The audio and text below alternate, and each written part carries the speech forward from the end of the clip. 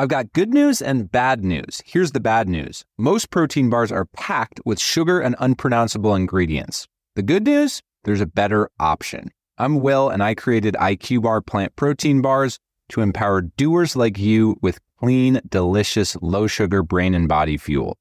IQ bars are packed with 12 grams of protein, brain nutrients like magnesium and lion's mane, and zero weird stuff. And right now, you can get 20% off all IQ Bar products, plus free shipping. Try our delicious IQ Bar sampler pack with 7 plant protein bars, 4 hydration mixes, and 4 enhanced coffee sticks. Clean ingredients, amazing taste, and you'll love how you feel. Refuel smarter, hydrate harder, caffeinate larger with IQ Bar. Go to eatiqbar.com and enter code BAR20 to get 20% off all IQ Bar products plus free shipping. Again, go to eatiqbar.com and enter code BAR20. If you're a podcast host, listen up, this one's for you. My name is Allie Jackson. I'm the host of Finding Mr. Height, a dating and relationship podcast that I've been doing for 4 years now, sharing my positive and practical approach to dating that's built on my own life experience. And I wanted to share another experience that I've had, my secret behind monetizing my show. It's called Red Circle, and I was just telling my colleague about how much I love their platform. With Red Circle, not only am I getting a seamless hosting experience, but I also love the support I receive in ad sales. It's not just typical ad sales either. It's targeted opportunities based on my show and my life. And the platform is super simple. You just set your preferences and Red Circle matches you with sponsors that align with your show. You can vet every opportunity and their platform gives you great analytics. More recently too, my Red Circle team has brought me opportunities outside of my podcast on social media to really augment the podcast partnerships, bring them full circle. I just can't recommend them enough. If you want to give it a try, go to redcircle.com to get your free trial. That's redcircle.com for a free trial. About achievement. They called you when they got you to believe it. Thumb and finger held to their foreheads in an L shape. Trapped in a capitalist hellscape. Let's fight back and have some talks about class and the massive cost of the disastrous plots of fascists and Nazis, fat cats and fox. It's 1,000 natural shocks. A Bad with Money podcast. Hello and welcome to 1,000 Natural Shocks, a Bad with Money podcast. I'm your host, Gabe Dunn. And with me today, you probably clicked on it, so you already know. But Ash, do you want to tell my audience who you are and what you do? Which I know is the most insane question of all time. My name is Ash Perez. Gabe and I used to work together at BuzzFeed, and I am a writer, but I am here in my capacity today as a first-time fiction author writing rom-coms. Kind of crazy that this is the first one. I know. I don't know why I didn't get to it sooner, to be honest.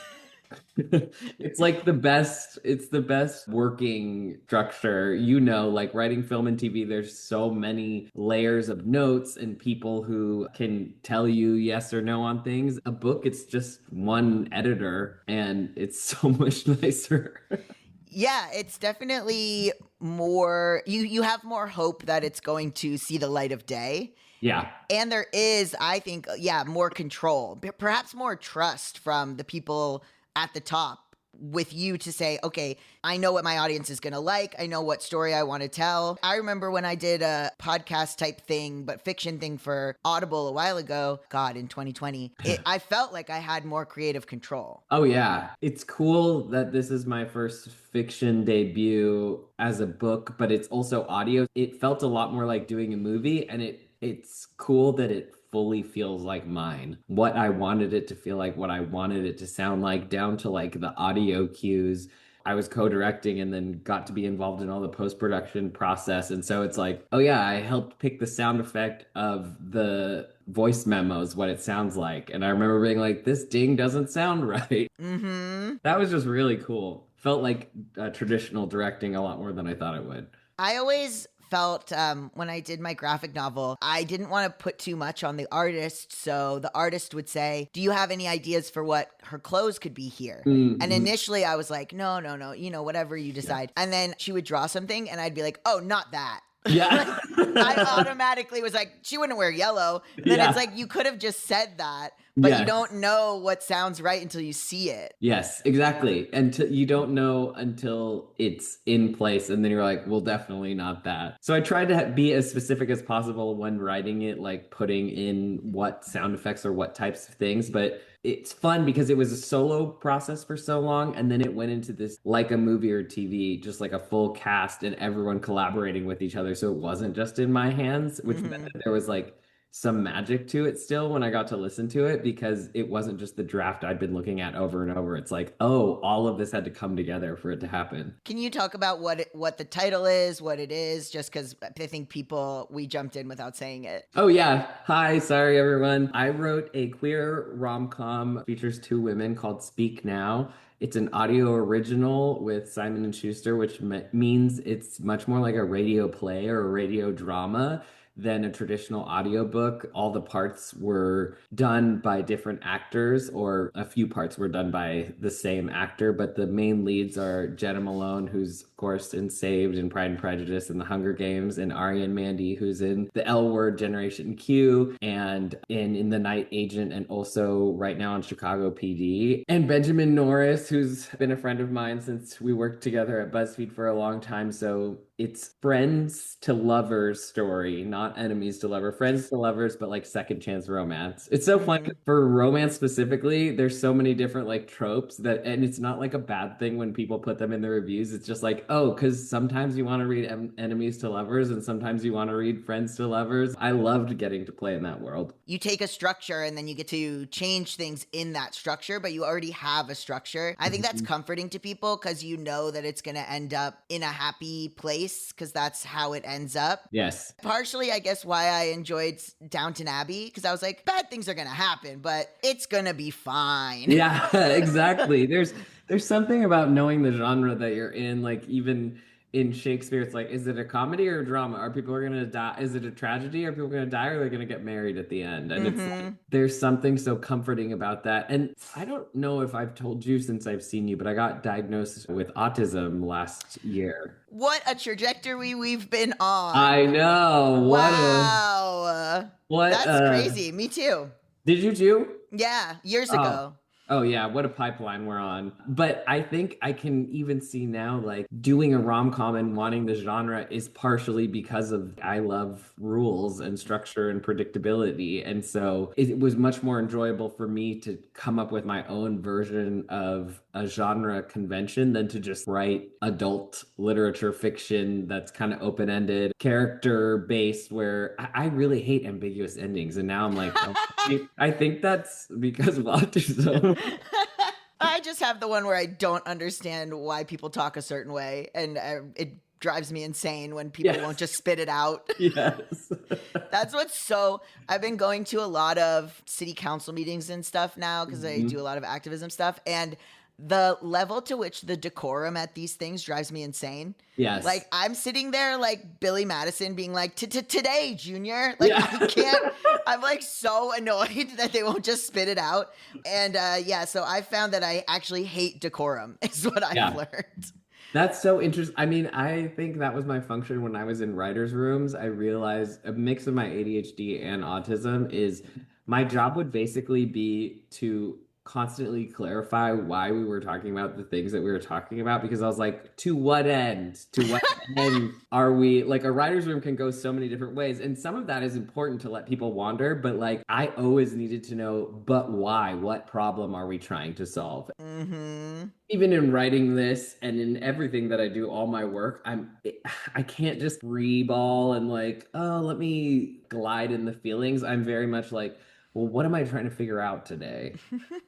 How do people like that? I think all the people in my life have gotten used to it, but I think a lot of people are very satisfied in the same way that I am now that it has a name. And it makes sense that it's like, that's why you do that? My diagnosis came when my girlfriend was like, I was really up in arms about how we needed to wear all white to the Beyonce Cowboy Carter concert because people wore silver to the other one and I didn't know about it. And it was like horrifying. And I was like, so this time it's all white and Beyonce's going to be in all white. And she was like, no, it's also Western. Like, you can also wear jeans and stuff. And I'm like, you're so wrong. And then We go there. There's probably like two other dudes who are probably also autistic, all dressed in all white, and Beyonce is in all white, which satisfied me. But after that, she was like, "Yeah, you kind of get rigid about stuff that is maybe not the most important." And like one day, I like lost my mind about going to the beach because I didn't know we were going to the beach, and I hate the textures of the beach and the sounds and the. I can deal with anything if I'm prepared for it. If I'm not prepared for it, like I'm the worst to be around.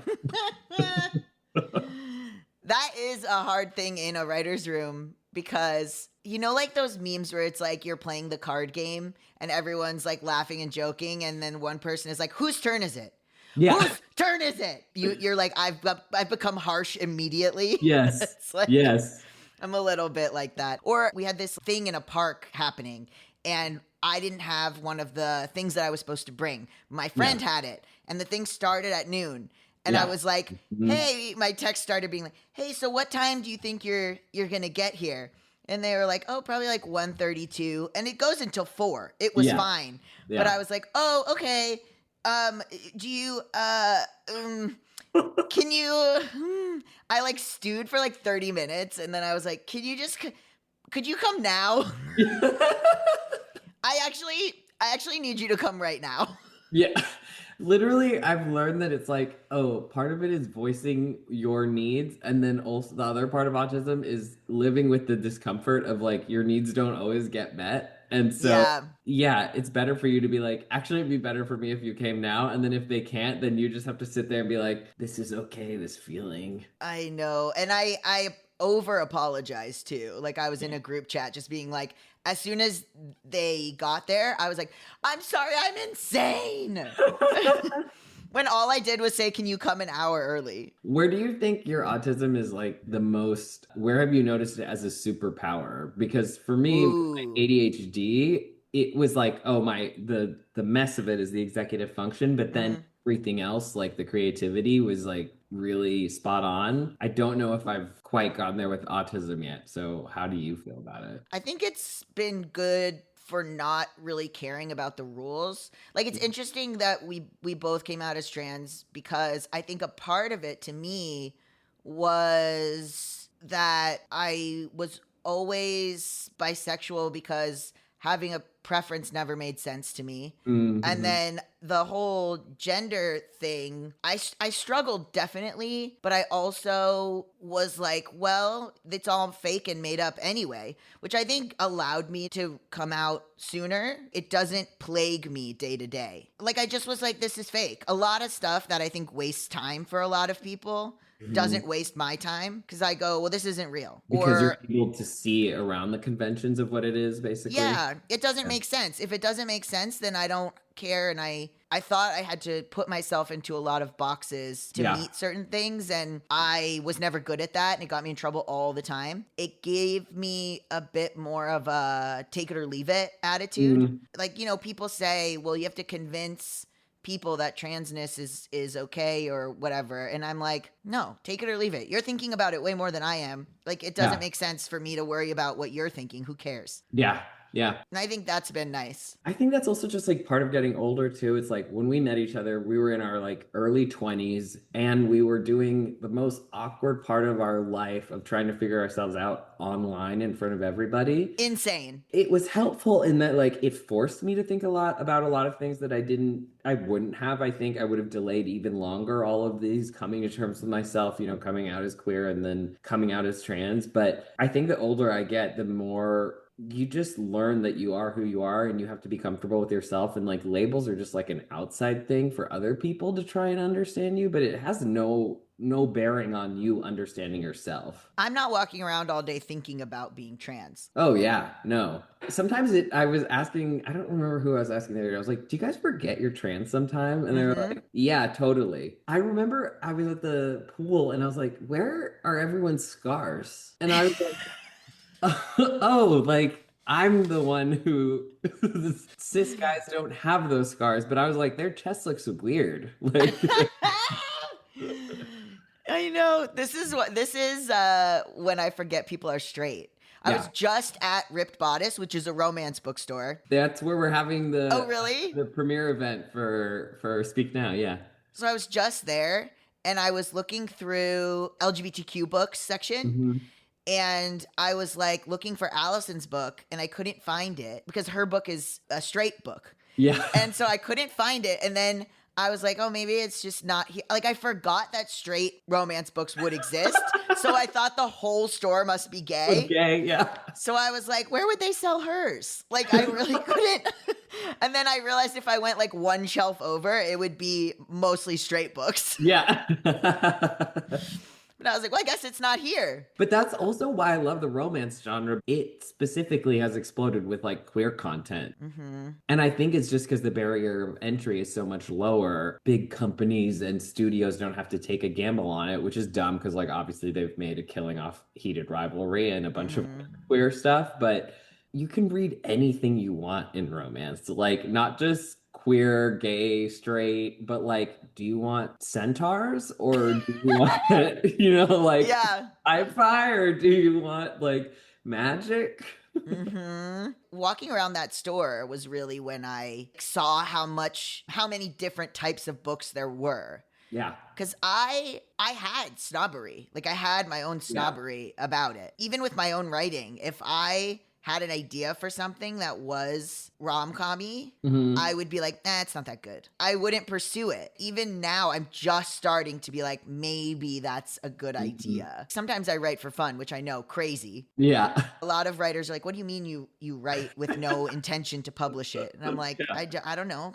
For fun. I don't know. Yeah. So I have a lot of stuff on my hard drive and it's not meant for anything. Yeah. But I would write some romance type stuff and then I'd be like, well, this isn't for anything, and I would put it away. Not because of the idea that it wasn't good, but because I was like, this is just like for fun. This isn't like a real thing. For me, I feel like it's internalized misogyny of just like chick lit. Even literally at BuzzFeed, we had one of the biggest channels in BuzzFeed Violet, but since it was for women, like nobody took it seriously because people were just like, oh, content that women make for women is not hard versus content that men make for men is so serious. I think the reason it took me so long to get to actually doing this was because I was sitting in that internalized world of like, even having like 2 male managers, they weren't as excited about rom-coms. It wasn't cool. Treating rom-coms with the respect of any other genre like sci-fi is treated. Like now that I'm just like, okay, I'm over that. I'm like so excited to get into this. All I want to do is write rom-coms. Well, think about how insane that is, because like you and Andrew was the most popular thing. So to act like that wasn't important, y'all carried the whole fucking company for a year. Are you kidding me? Like to act like that wasn't good enough or real is crazy because they made so much money off of you guys. Yeah, it's weird to be in a space now, like to be a man writing rom-coms where I both have privilege in my general life, but then also I think people are kind of like side-eyeing me a little bit who don't know I'm trans, of like, what are you doing? Especially if they just think I'm a cis guy writing about lesbians, it's like, ew.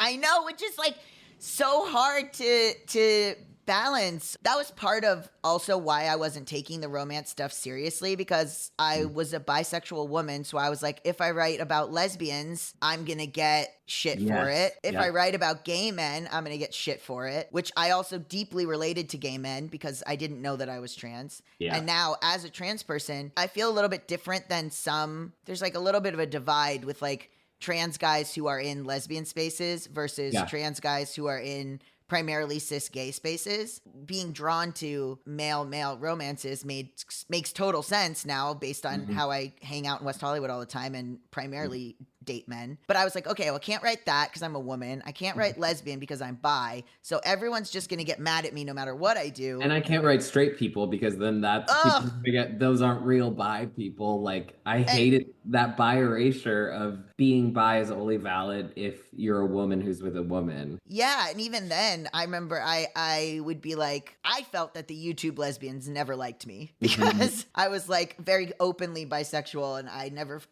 felt like I was like, even though we were YouTube famous, I never felt that I could be part of that group necessarily. I thought, well, there's nowhere in the romance space that I could exist in. We're both guys. Even if we wrote male-male relationships, we would get side-eyed anyway. Or if we wrote trans guy with cis man, then it's like, oh, what are you trying to be cis? Oh, if you write two trans guys together, like it's just like a no-win situation. What would you write? I mean, if none of that was like a thing, what would you naturally want to write? One of the longest stories that I keep working on that I have gone back to for years and then I just don't think it's for anything, but I don't know, is just two gender fluid people.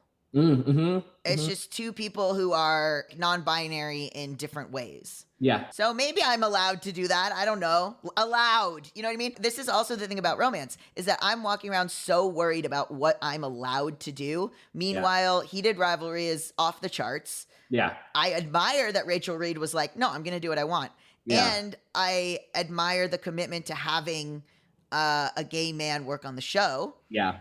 And also walking around the ripped bodice, it was like, this centaur is my ex-boyfriend's father and also somehow my cousin, but we're fucking. Like, no one gives a shit. No. In some ways, it's just as unreal as sci-fi or as fantasy, which I love. That's the whole point of genre. There's something really freeing, particularly in a novel or an audio play like this is. I felt a lot more freedom of exploration than I would maybe even in TV or film. And maybe it's because the investment isn't as large or big of what it takes to make a movie or a TV show. A lot of people have been like, is there a trans character in this? I'm like, no one's outwardly or explicitly trans, but it's partially because I'm not ready to write that story. Like, I'm still living that. I have no idea. Like, it took me... This story is about girls or women in their early 20s who met as high schooler or their late 20s who met as high schoolers. And it's like, I'm 36 now and just now able to process that. And so I'm also trying to give myself time to just like, I don't know what kind of trans romance I would write. You know, I have to experience that longer for myself. But I'm really proud that I got to write queer love story for my younger self. Like, this is basically for like Ashley at BuzzFeed. Aww. Ashley at BuzzFeed, where she's not quite sure what's going on. And she's just like filled with the yearning and anxiety and all these things that she wished she could have said. Oh, now I get to say that, you know, which is kind of where the title came from, of like, aside from also being the, you know, speak now or forever hold your peace, which in some ways I think every queer person feels. Like, that's how I felt about my queerness. It's how I felt about my transness. It's like, am I going to do it or am I going to hold this in forever?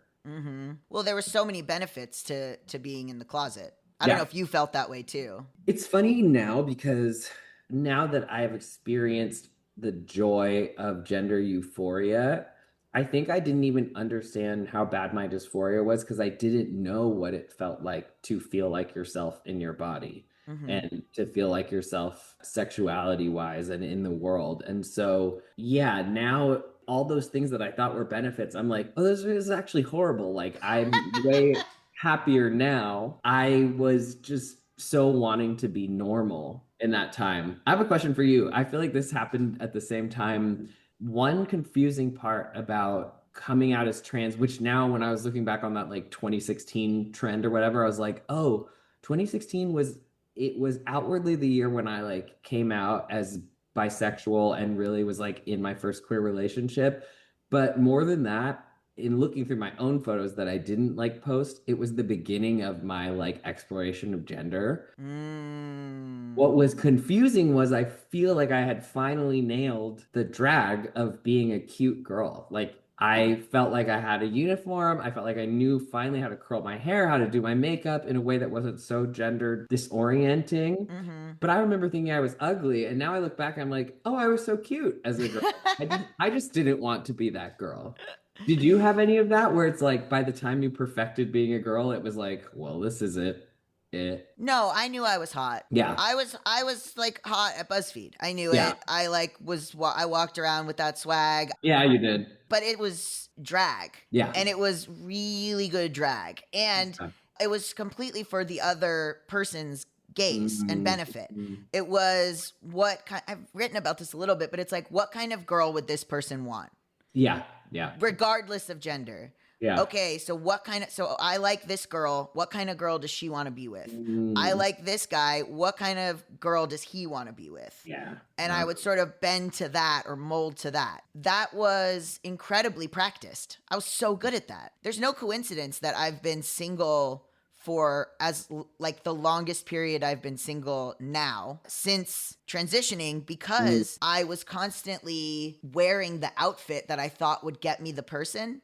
Oh. And then without the outfit, I'm like, well, what even is this? Yeah. Yeah. I say I was so good at being a girl that I should do drag now because I'm wasting all these makeup and hair skills. I never felt particularly boyish, but what would happen was I looked how I looked. I would act like a man. Yeah, same. And people did not like that. I would sometimes put on like a bimbo persona. Hiring isn't just about finding someone willing to take the job. I need the right person with the right background who can move our business forward. If I wanted candidates who match what I'm looking for, I'd trust Indeed-sponsored jobs. I actually found my job on Indeed, and it was so easy to search through what I wanted to do and my skills and find the right place that was looking for exactly what I could offer. Hiring, Indeed is all you need. Stop struggling to get your job post even seen on other sites. Give your job the best chance to be seen with Indeed-sponsored jobs. They help you stand out and hire quality candidates who can drive the results you need. Sponsored jobs boost your post for quality candidates so you can reach the exact people you want faster. And it makes a big difference. According to Indeed data, sponsored jobs posted directly on Indeed are 90% more likely to report a hire than non-sponsored jobs because you reach a bigger pool of quality candidates. Join the 1.6 million companies that sponsor their jobs with Indeed. Spend more time interviewing candidates who check all your boxes. Less stress, less time, more results. Now with Indeed sponsored jobs. And listeners of this show will get a $75 sponsored job credit to help get your job the premium status it deserves at Indeed.com/badwithmoney. Just go to Indeed.com/badwithmoney right now and support our show by saying you heard about Indeed on this podcast. Indeed.com/badwithmoney. Terms and conditions apply. Hiring? Do it the right way with Indeed. I've got good news and bad news. Here's the bad news. Most protein bars are packed with sugar and unpronounceable ingredients. The good news? There's a better option. I'm Will, and I created IQ Bar plant protein bars to empower doers like you with clean, delicious, low-sugar brain and body fuel. IQ bars are packed with 12 grams of protein, brain nutrients like magnesium and lion's mane, and zero weird stuff. And right now, you can get 20% off all IQ Bar products, plus free shipping. Try our delicious IQ Bar sampler pack with 7 plant protein bars, 4 hydration mixes, and 4 enhanced coffee sticks. Clean ingredients, amazing taste, and you'll love how you feel. Refuel smarter, hydrate harder, caffeinate larger with IQ Bar. Go to eatiqbar.com and enter code BAR20 to get 20% off all IQ Bar products plus free shipping. Again, go to eatiqbar.com and enter code BAR20. If you're a podcast host, listen up, this one's for you. My name is Allie Jackson. I'm the host of Finding Mr. Height, a dating and relationship podcast that I've been doing for 4 years now, sharing my positive and practical approach to dating that's built on my own life experience. And I wanted to share another experience that I've had, my secret behind monetizing my show. It's called Red Circle, and I was just telling my colleague about how much I love their platform. With Red Circle, not only am I getting a seamless hosting experience, but I also love the support I receive in ad sales. It's not just typical ad sales either. It's targeted opportunities based on my show and my life. And the platform is super simple. You just set your preferences and Red Circle matches you with sponsors that align with your show. You can vet every opportunity and their platform gives you great analytics. More recently too, my Red Circle team has brought me opportunities outside of my podcast on social media to really augment the podcast partnerships, bring them full circle. I just can't recommend them enough. If you want to give it a try, go to redcircle.com to get your free trial. That's redcircle.com for a free trial. And then be very feminist, and men hated it. And then they're like, this blonde girl in heels should not be what's happening? Yeah. It kind of sounds like about like putting on the persona that men hate, or being a blonde girl in heels that men hated. I'm sure women also were like, you're not a real feminist. Yeah, very that. But so having a lot of confidence and acting the way I did, nobody liked it in a woman. Yeah. So it would be the confidence and the bravado of a white man. Yeah. Like a cis straight white man, corporate guy, finance guy. Yeah. So I had the attitude of like Hitch. Yeah. But I was a woman, so it would come across as too forward, too much, too loud, rubbing people the wrong way. Yeah. Why is she so confident? We need to cut her down. Why is she so sure of herself? We need to cut her down. Yeah. A lot of times people that I would go for and be attracted to, they would respond to that at first. And then once like a couple months in, when they realized that was my actual personality, they were like, I don't like this. It mismatched. It wasn't like I was a tomboy or anything, but it like the way that I was inside never matched The outward perception. that people love in women. Yeah. It never matched that. Yeah, you weren't demure. No, I was not. And people really didn't like it. For a lot of women, obviously doesn't make them trans. Yeah. But for me, it was very distressing. So it was never like, I hate my boobs or blah, blah, blah. It was like distressing to not be seen as how I really am and was and felt that I was. And then that was the problem looking in the mirror. Was like, well, I'm seeing myself as this type of guy and I want to be that guy and it's not matching. I used to think of being a woman as a bit. Like, what a fun bit I'm doing. Yeah. Like, wow, what a little joke. Like, I put my little outfits on, but I don't act like a girl. What a little joke I'm doing. And my first like thing going into being trans was other women saying they don't feel that way. Yes, I totally get what you're saying. And also like I just thought like the parts of gender that I now, it's so confusing because there's like societal gender structures and how they affect you. And I just thought like, I hate the patriarchy, which I did hate the patriarchy, but I never assumed that I wanted to be a man. I was like, I just want to be treated like a man because it's bullshit how women get treated. But it was almost the opposite of you where you're like, you said you didn't hate your boobs or you were just like fine being in your body or. I think I'm coming to now that I was disconnected from it because it was just something that other people liked. And I didn't really care. Like, oh, I got a boob job before I got top surgery, like 3 years before. What the fuck? Because I love to waste money. I was like, okay, I'm hot. Other people like that. Yeah. I don't need to think about if I like it. Yeah. I'm just like, this works for me because people like it. And people like it often more than my personality. Yeah. Yeah. That's so interesting. What's your difference? What's your... I didn't recognize it. I thought that I had a lot of issue with not being pretty. I thought a lot of this was about like boys. And I thought, you know, this is where the queerness came in of like, oh, well, if I could just be like, if being a lesbian was okay, maybe it would be better. But as early as I can remember, like as soon as I got boobs, I hated it. I never felt like myself. And I remember always running around with my shirt off and remembering like the exact age, like around 6, where it's like, oh, it's no longer appropriate to do that. But what was interesting is there's so many things. I used to have dreams all the time that I was a little boy and dating girls and like liking girls that I interpreted as, oh, this must mean I'm a lesbian. Like I want to be a boy in my dream because boys are allowed to date girls, which was part of it. But it's also like, no, I wanted to be a boy. And I would get found out in my dreams all the time that I was actually a girl. But what is so interesting about the trans experience in general, though, is like it shows just how much socialization can affect someone and how, you know, gender isn't this, or like biology isn't this predestiny because we were socialized. You said you were 33 when you started transitioning? What was I? Yeah, 33. Yeah, I was 31, 32. I cannot get rid of my female socialization. And the way that I see the world is largely through female eyes. Like the surprising thing is how people treat me now since they perceive me as a man and I perceive myself as a man, but it's a weird connection of like now my body, I feel congruous with my body or congruent with my body. But then sometimes I still feel like I have this female mind. It's not that I'm not a man in my brain. It's just that I have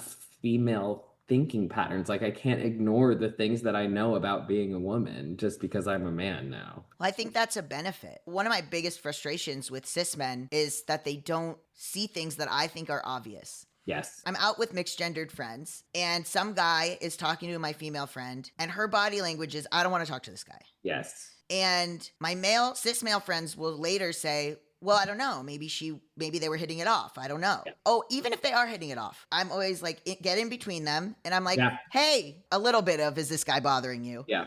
But definitely with the assumption that this guy is bothering her. Offering an out. Uh-huh. cis men mistake that niceness that cis women have to engage in as desire when it's really safety. Like, yeah, I can look like I'm having a great time because I don't want to fucking die. Right. And the guy, I found that the cis men are relating to the guy.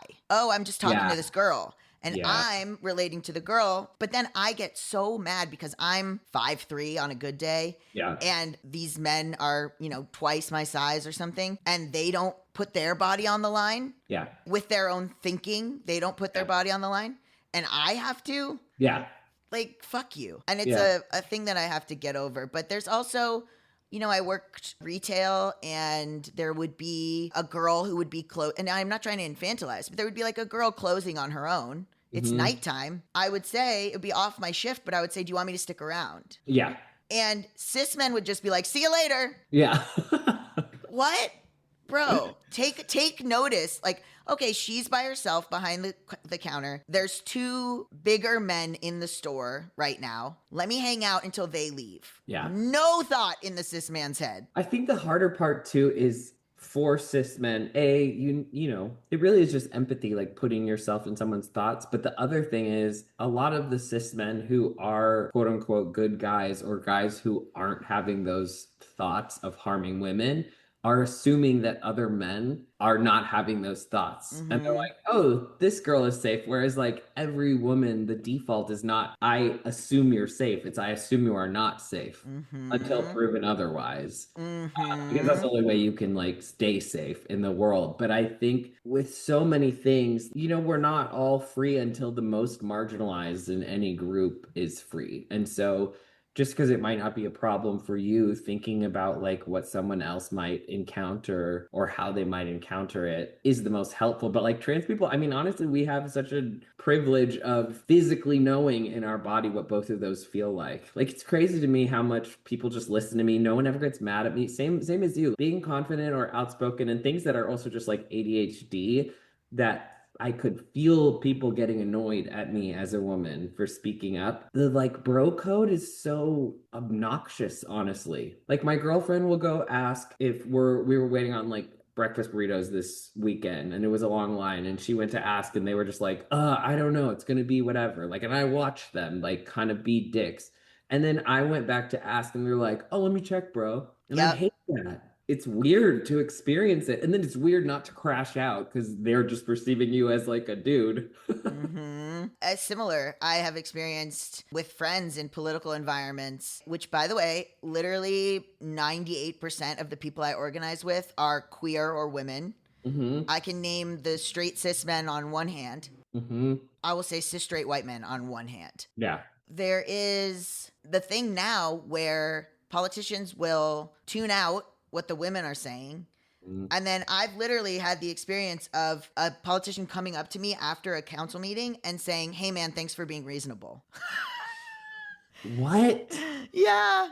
And also just the respect of, it's not like we're big 6'4" football playing dudes. The respect that men will give another man, and for you probably saying the exact same things that your female friends are saying, and then you get seen as reasonable. It's so upsetting. There's also, I find, an element of when I was working that job, the expectation that I would lift the heavy thing, which I cannot do, which I simply cannot do. So I do the female thing in my mind where I go, well, this will be someone else's problem. I remember I was doing this thing in the park with friends, the same thing, and it was like, we need to go tell a bunch of people around the park to come over here. Yeah. But I didn't want any women to go by themselves. Yeah. So I go to the group and I go, can one of the men go tell everyone to come to this side of the park? And not everyone there knows I'm trans. So they're like, you fucking go. And I was like, oh, no. That's the only non-privilege that I received is when I was helping out after the fires, donations, like helping sort donations and stuff. But I wanted to be the people who were like talking to the people, and they kept being like, can we get all the guys to lift? And my fucking back, like, this is truly the only like The only downside that I've encountered with being a man is just like you have to lift stuff all the time. Ugh. There's no not lifting because you can't be like, no, I don't want to. Okay, I think with autism, I think I can say I don't want to. Oh, yeah, true. My ex would always be like, if you don't want to do something, you just have to, have to be honest. So then he would like ask me to do something and I was like, oh no. And he was like, why? And I said, oh, let's test this out. I said, I don't want to. He lost his fucking mind. He was like, why don't you just make up an excuse? And I was like, no, my excuse is I don't want to. Yeah. You're like, you told me the rule is that I just said I don't have to. And so I don't want to. And he's allowed to be mad. Yeah. Now you do have to sit in the I don't want to. Or even my sister and I went on a double date with someone she set me up with and her boyfriend. The girl like very clearly was not interested, which is fine. She's like, I have to go to work. So she left and she was going to meet an Uber and we can see her through the window. It's not like she's going to get kidnapped. And my sister was like, can you go walk her to the fucking car? And I was like, why do I have to walk her to the car? She didn't like me. She's clearly trying to get away from me. And we can see her getting in the car. And my sister's like, you have to stand with her till the car gets there. I was like, by the time I leave the bar, she's going to be getting into the Uber already. This is where the autism is clashing with the like, oh, the chivalry of what's expected. That's so funny. She doesn't want me to follow her out. She's trying to leave. My sister was like, you're so bad at being a boy. I was like, damn, bitch. The thing I do all the time is I'll get out of the elevator first because I'm used to like, I get out of the elevator.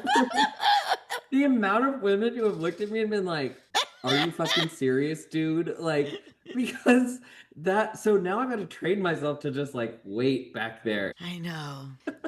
Well, maybe, you know what? Maybe all the rude cis men are just trans guys who are stealth, you know? Yeah. Consider that. That's true. That's so true. It's just a bunch of us like not understanding what we're supposed to do as men. Yeah, exactly. I also, when you're talking about not thinking other people are cis, it's like you're not supposed to like clock people, but like any guy who's my height, I'm like, My girlfriend now incessantly to an extreme. She'll see a guy who's like 6'4" and be like, he could be trans. And I'm like, he could be trans. Well, and he really is like, if any guy is like nice or it's like, yeah, he might be trans. And I'm like, that's kind of fair. Well, you and I both went to a trans man summer camp experience. Yeah. That place really also did a number on me because so many guys there, you would never. My body was fearful walking around camp the first couple days when I got there because I was like, there's so many men here and I'm fucking terrified. And then it dawned on me that we were all trans men. And I was like, that, you know what? It actually helped me in the larger real world because then I was like, I would not have clocked literally 90% of the guys there. Me too. Trans men could be anywhere. We could be anywhere. And then anytime a guy is waiting for the singular stall at the bathroom, and he's not just like, people have that look when they gotta poop, and it's like, I'm like, no, you just gotta sit down too. I've seen it, dude. Yeah, that was one of the weird things that happened was people waving me to the urinal and then being upset. Yeah. And I'm like, babes, you don't want me to try. Yeah. I wish I could. That some of those guys are completely stealth in the South. Yes. I like that you were like, oh, there's a lot of men here. I had the opposite reaction where I was just like, ooh, there's a lot of men here. Ooh la la. Yeah, as I will say, as I've been on more testosterone, I'm like, do guys just say no homo because they're all a little homo? Because the more testosterone I put into my body, the more I'm attracted to men. I know. I feel that in a way that like I have always been bisexual, but my ratio is like 90% women and 10% men. And now it's like creeping over and I'm like, this is so fascinating and alarming. Right? I'm grateful I was always bi and never had to deal with that.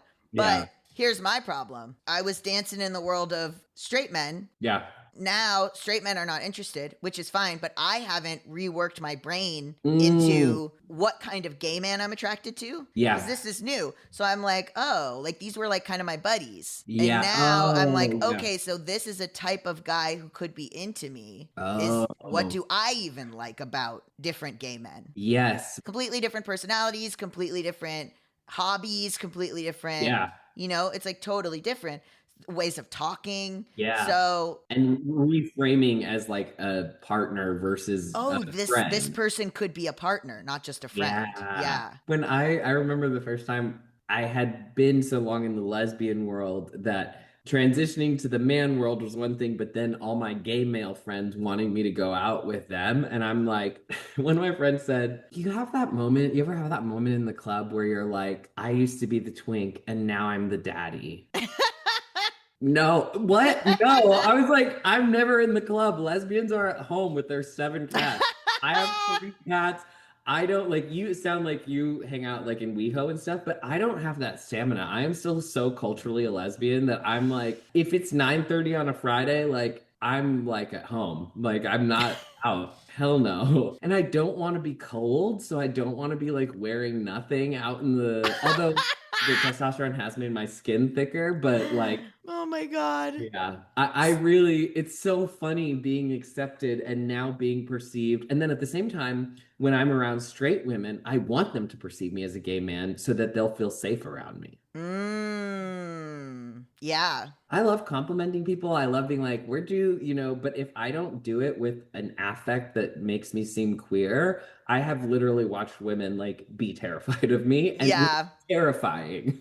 Yeah. It's those reels where it's like walking behind a girl on a trail, Yeah. hiking behind a girl on a trail and having to be like, love your shoes. Hey girl. Hey. Like, free Britney. As you walk Free by. Britney. I have like a weird, awkward thing where I think a lot of women perceive me as a gay man. And then if I say something about dating a woman or being interested in a woman, they're like, what? Either they're against it and they're like, I've been fooled, or they're like, oh, now I'm intrigued. Yeah. Or they're like, these poor women don't know that you're gay, that you're dating. I Think that you're a closeted man. I Doesn't know. I know. I have had that as well. Well, I've talked about this before, that I was in Palm Springs for my friend's birthday. It was all gay men and me. Yeah. And they were doing this bit where they were trying to figure out who's the most masculine here, who's the most masculine here, like who could pass, who could pretend to be straight, whatever. And I was like, do any of you guys fuck women still? And they were like, no. And I was like, then it's me. I'm the most macho guy here, actually. You're like, I'm 5'3", but I'm the most macho man because I still fuck women. That's so funny. Gay men love to be like, I could have sex with a woman if I wanted to. And I'm like, okay, so do it. And they're like, oh, no. No. And I'm like, okay, well, I did it last week, so.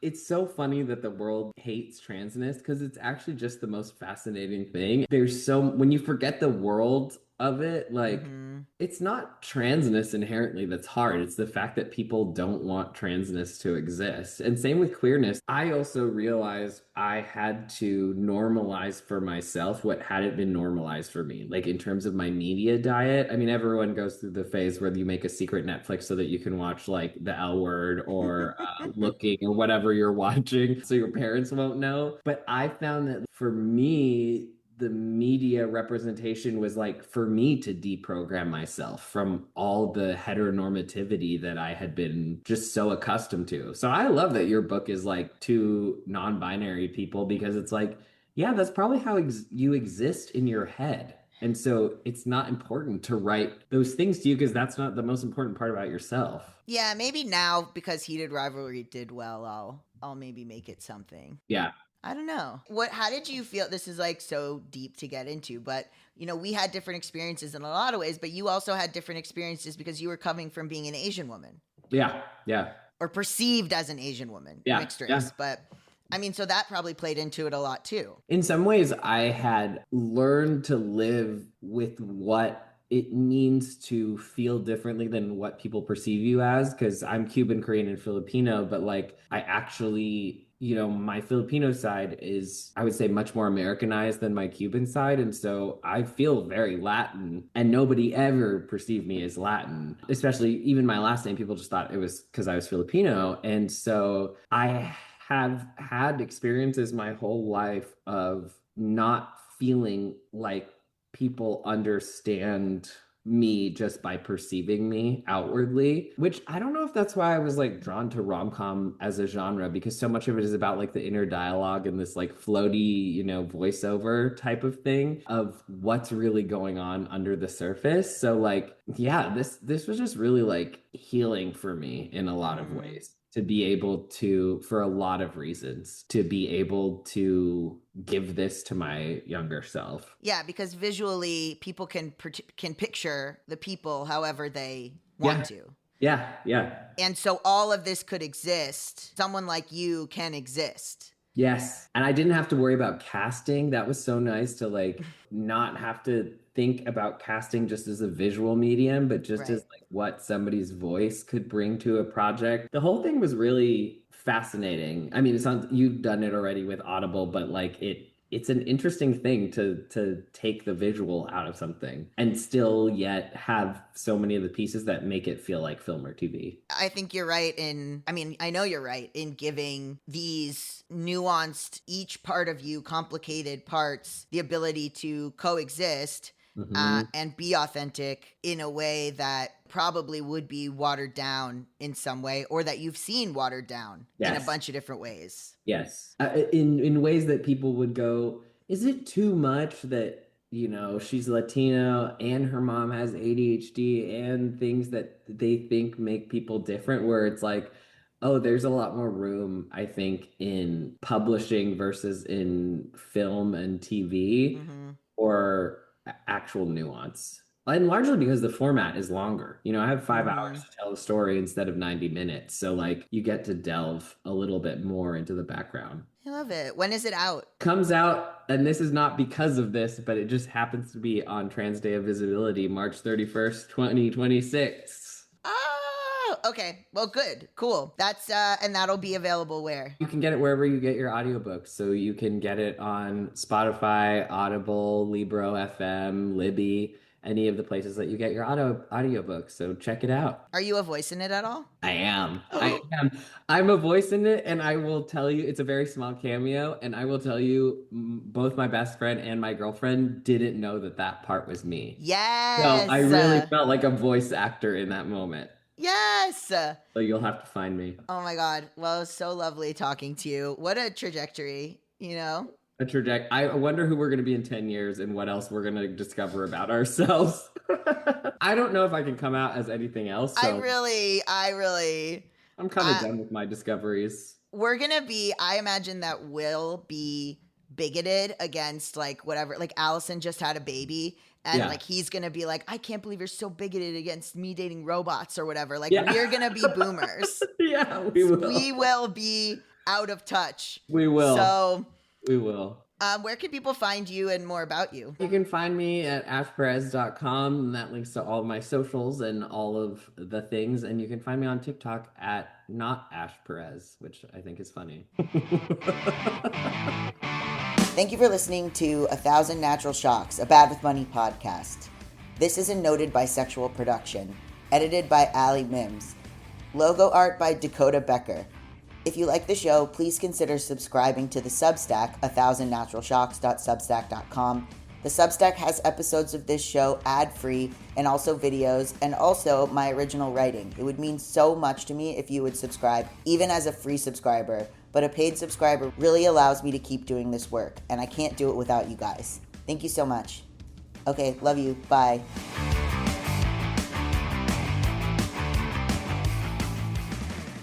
If you're a podcast host, listen up, this one's for you. My name is Allie Jackson. I'm the host of Finding Mr. Height, a dating and relationship podcast that I've been doing for 4 years now, sharing my positive and practical approach to dating that's built on my own life experience. And I wanted to share another experience that I've had, my secret behind monetizing my show. It's called Red Circle, and I was just telling my colleague about how much I love their platform. With Red Circle, not only am I getting a seamless hosting experience, but I also love the support I receive in ad sales. It's not just typical ad sales either. It's targeted targeted opportunities based on my show and my life. And the platform is super simple. You just set your preferences and Red Circle matches you with sponsors that align with your show. You can vet every opportunity and their platform gives you great analytics. More recently too, my Red Circle team has brought me opportunities outside of my podcast on social media to really augment the podcast partnerships, bring them full circle. I just can't recommend them enough. If you want to give it a try, go to redcircle.com to get your free trial. That's redcircle.com for a free trial.